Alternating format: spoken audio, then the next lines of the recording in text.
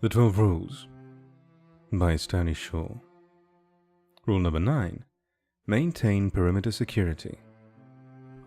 Listen, this is one of the most basic fucking rules out there, as anyone who has ever carried a rifle will ever tell you. But it's number 9 on the list. Why? Well, it's probably the 4th most important. The 12th rule? Well, that is the most important one. Math doesn't make sense? Well, it will soon enough. There are 12 rules, I'll let you figure that out. Or don't. Stick around and I'll tell it. I'll be honest, when I was trying to frame this narrative and digest my experiences into a cohesive series of events, I actually had to leave a lot of rules out. There are a ton of fucking rules, as anyone in any job will ever tell you, such as don't shit where you eat or don't sleep around the office. Kind of the same deal, I guess. Or don't piss on the boss's cat, but this one is up there at the top. Well, story time before story time. Once, when I was a young buck full of hormones and certainty, I was an infantryman. How the mighty have fallen, right? I was on perimeter security with another dude. We were M249 gunners. Big gun go boom boom scary, but not too scary. 5.56mm scary, not 7.62mm or Medusa scary. Controlling the entry/exit points of our outpost. It was training, so no big deal, right? Wrong. Cadre tests you more than the enemy. I took a wink, thinking my battle buddy would come over me, but he took a wink too. Shitty communication, but we were 20 years old. Give us a break. Well, Cadre walked up and tapped my dumbass on the helmet. Hey, you sleeping? No.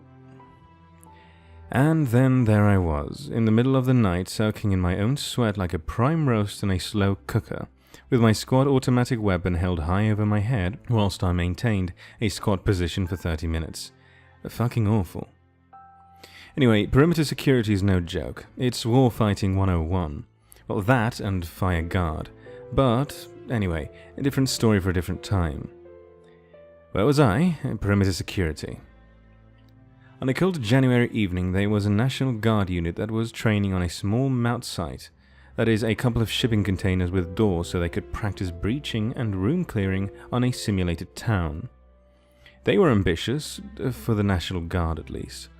They came out with a couple of 10-ton trucks with a bunch of concertina wire. Razor wire in the civilian world. They had glow sticks for safety on the concertina wire and a 24-hour operational command post, roaming perimeter security and everything else. Things get a little tricky though, because no one told them they weren't allowed to set up on the range. This was a range that was strictly off limits overnight. At 9 PM the lights would shut off. Due to some snafus in communication, Sarah and I found ourselves heading out to a location 2 ranges down from where these folks were at to help a unit with a power outage. We get to the place we were told to go, but no one was there. Big surprise. Comms working as expected. Then we put out an all-call on the range control frequency and got some squarely private trying to tell me where they actually were. So we jumped over to the company frequency to hash things out. Long story short, we do a who's on first bit and finally figure out where they are. Shit, good timing, Sarah said. I rolled my eyes. What now? They aren't supposed to be camping out on that range. Either someone cleared them that they shouldn't have, or they went ahead and did it anyway. It's a coin flip. So, do we go and help them? Tell them to clear out, or what? Sarah thought for a few moments. How about we watch? Well, isn't that romantic? I said, jokingly, before getting a vicious strike to the arm. Ow, what the fuck? You're packing super strength as well? Jesus.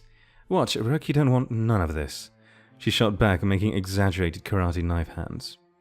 From the shadows behind my seat, she pulled out 2 objects. The crack of the can, which certainly did not contain alcohol because we were on the clock, well, it actually did, was unmistakable, and passed me one.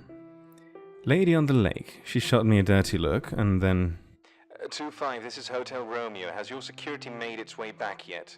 They've missed their check-in twice now. The radio operator on the command post stated calmly. Negative, Hotel Romeo.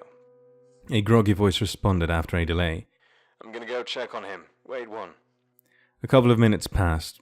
Hotel Romeo, this is 2-5. The sentry is ineffective. He's unconscious. I'm getting the medic over here to check him out. Meanwhile, can you get 3-6 to send someone up? All my guys just got off duty. Roger out. More time passed before the radio chirped again. 3-6, where is your sentry? 2-5 was supposed to be relieved. I can't reach anyone at the entry point. Hotel Romeo, this is 3-6. I sent my sentry out 20 minutes ago like you asked, to relieve him. 3-6, no one is answering my radio checks. Indistinct cursing could be heard. Where are those mechanics anyway? We need to get the power back up. I'm going to check out on the sentry. Wait one. More time passed. 1536 is out of contact. Can you please send someone? Silence. 15? More silence. The radio chirped again. Hey, can I come in? Sarah sat forward suddenly. Who is this? The radio operator on the command post asked. I just want to take a rest. Can I come in? 2-5, is that you? Dude, son, this isn't... The radio operator replied, nervously. The radio crackled for a while. How do you know if I'm a sergeant? Hey, Sergeant Morrow, this isn't cool. Okay, funny joke, haha. Fuck with the private, good. Good times, right? My relief didn't show up. No one else is answering my calls. This is pretty messed up. Just let me in and it will be fine. What do you mean? The operator replied. You're in the shipping container. The doors are closed. Just open them. The voice replied. It's okay. Just open them. Okay. The radio operator responded in a trance-like state. Sarah looked over at me and she held me her empty cannon to the back seat. Okay, Rook, Okay, Rook, here we go. What are we doing? I asked. Scooby-Dooby-Doo, where are you? We got some work to do now. She sang slightly out of tune. Creepy as fuck, Sarah. Oh, come on, we're going to keep those poor assholes from dying, and... She drifted off as she started the engine and put the truck into gear. And we're going to get ourselves a special souvenir. Her broad smile was clear as day in the moonlight. It was beautiful. We sped down the road towards their camp, kicking up dust in our wake. When we finally arrived, it was plain to see no one was conscious. We pulled up and killed the lights before getting out.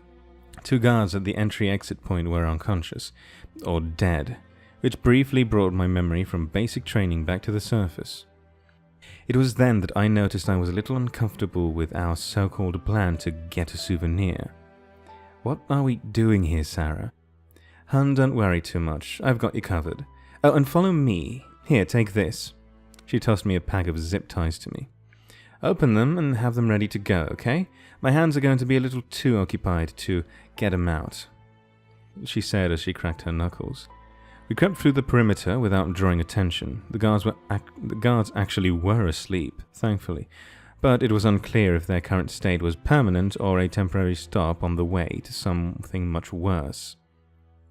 They were collapsed forms strewn about as if everyone just fell to the ground in the middle of whatever they were doing.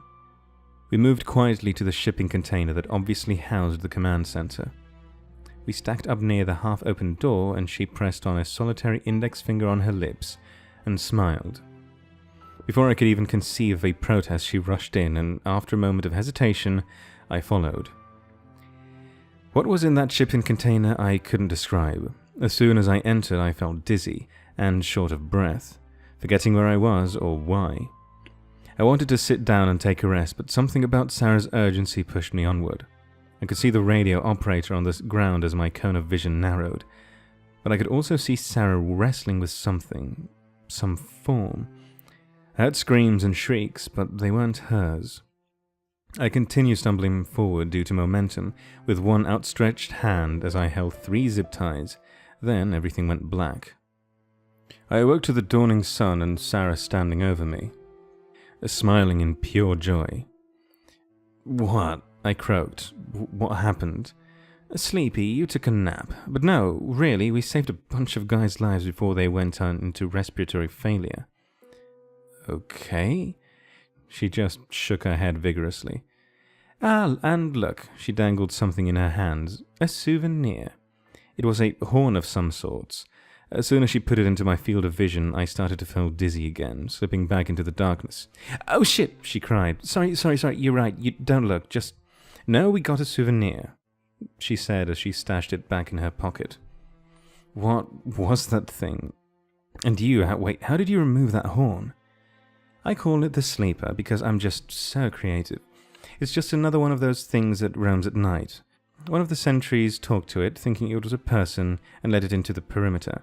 That is why we don't let folks camp out here. You ever hear this thing asking to be let in, you ignore it. You engage it in conversation, you look at it, then it has you.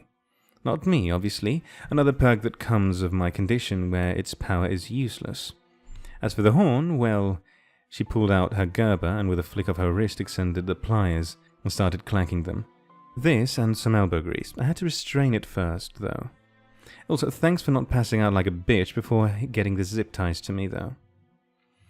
You're a savage. Where did it go? Where is it?" "Oh, the sleeper? I'm a catch and release girl myself, so I let it go." Why would you do that, if it can kill folks?" I trailed off. She shrugged. People follow the rules, and the sleeper is never a problem. Plus, it can come in handy from time to time." What for?" I asked skeptically. She looked at me a little sheepish. "Oh, I don't know." I rolled my eyes. "Oh, bullshit, what did Mikey put you up to?" "The suit said something to you and Mikey, remember? He's a bit long-winded, but he said something along the lines of, 'Soon new creations will displace the old.' Right?" I nodded. "Well, he kind of thinks of himself as God, so that would mean he either thinks of us as his creation, or he actually had a hand in our creation," I finished for her. "Right, and I don't know about you, but being replaced doesn't sound so good. So we need to figure out what exactly he meant by this." She patted her pocket, "And this might just come in handy."